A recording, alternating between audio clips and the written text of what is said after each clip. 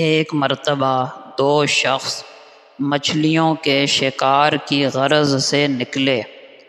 ان میں ایک کافر تھا اور دوسرا مسلمان۔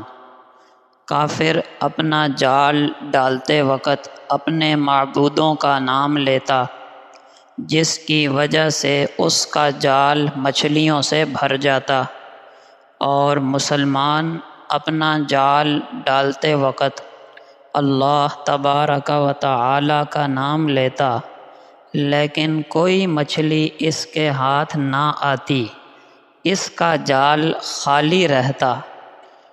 اسی طرح غروب آفتاب تک دونوں شکار کرتے رہے۔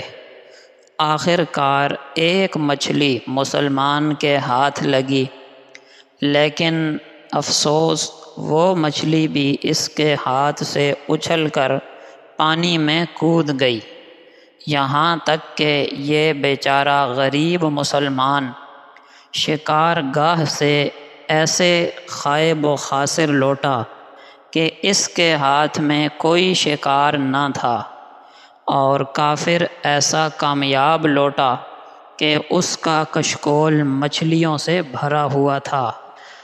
اس عجیب و غریب اور حیرت ناک واقعہ سے فرشتہ مومن کو سخت افسوس ہوا، اور اس نے بارگاہ خداوندی میں عرض کیا، اے میرے رب، یہ کیا بات ہے کہ تیرا ایک مومن بندہ جو تیرا نام لیتا ہے وہ ایسی حالت میں لوٹتا ہے کہ اس کے ساتھ کوئی شکار نہیں ہوتا، اور تیرا کافر بندہ ایسا کامیاب واپس آتا ہے کہ اس کا کچکول مچھلیوں سے لبریز ہوتا ہے۔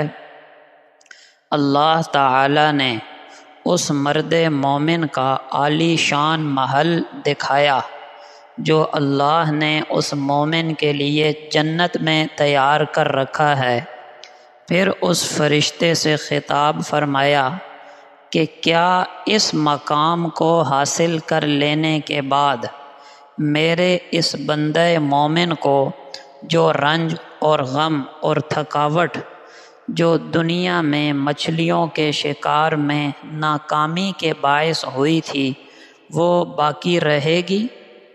اور پھر کافر کے اس بدترین مقام کو دکھایا جو اس کافر کے لیے جہنم میں تیار کر رکھا ہے، اور اس فرشتے سے پوچھا کہ بتاؤ، کافر کی وہ چیزیں جو اس کو دنیا میں عطا کی گئیں اس جہنم کے دائمی عذاب سے نجات دلا سکتی ہیں؟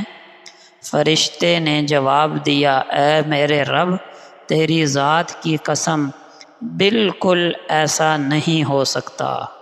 سبحان اللہ، کتنی قدر و منزلت ہے ایمان کی، ہمیں چاہیے اس کی قدر کریں۔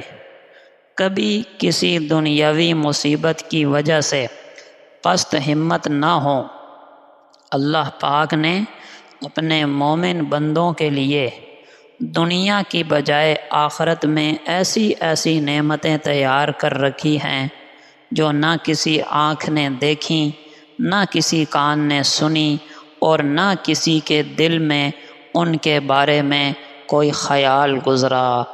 اللہ ہم سب کو ایمان کی دولت کی قدر دانی کی توفیق عطا فرمائے، آمین۔